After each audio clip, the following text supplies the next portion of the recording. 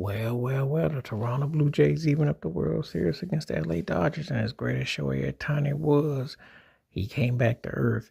He pitched like he was a tired man. He did have 6 strikeouts, but he gave up that big old pitch to Vladimir Guerrero, who, by the way, a lot of people, Vladimir Guerrero Jr., a lot of people, I've forgotten how great this guy is. This guy came up big. He's been hitting a lot of home runs himself. Obviously Shohei Ohtani been clowning out there, putting on the show, but Vladimir Guerrero Jr. is like, hey, don't forget about me. The series is now even up at 2. Toronto found it in their heart and their mind to muster up to win this and even up the series to 2-2. And after that long marathon game Monday, they came back.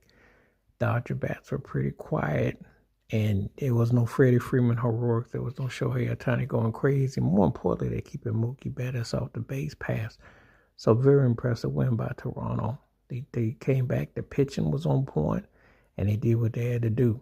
Make no mistake about it. I said this series goes 6 to 7 games, regardless of what happens.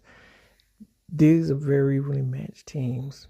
The firepower is very much there. The Blue Jays are very much going to be a problem.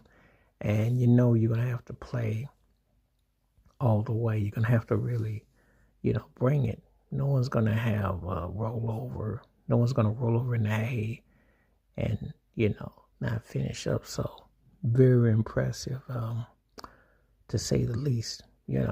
They got off. The Dodgers took 1-0 lead, but Guerrero hit the 2-run shot in the third inning, and they never looked back, and their pitching held up. And the key was they've not allowed Mookie Betts or any of them to scatter around.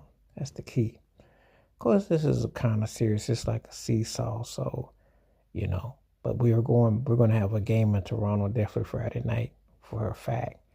I ain't really that surprised. I didn't think the Dodgers were going to be able to just run them out because, again, these teams are pretty evenly matched. This is a heavyweight fight.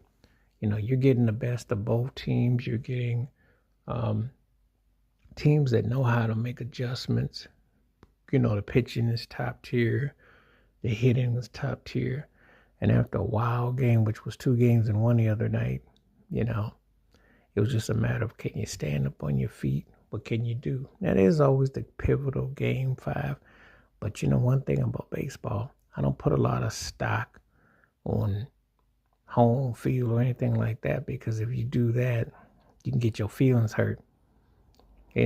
These teams are like a seesaw. One could win one could win the next. I don't put a lot of stock. And it's hard to sit there and say, oh, so-and-so's got momentum.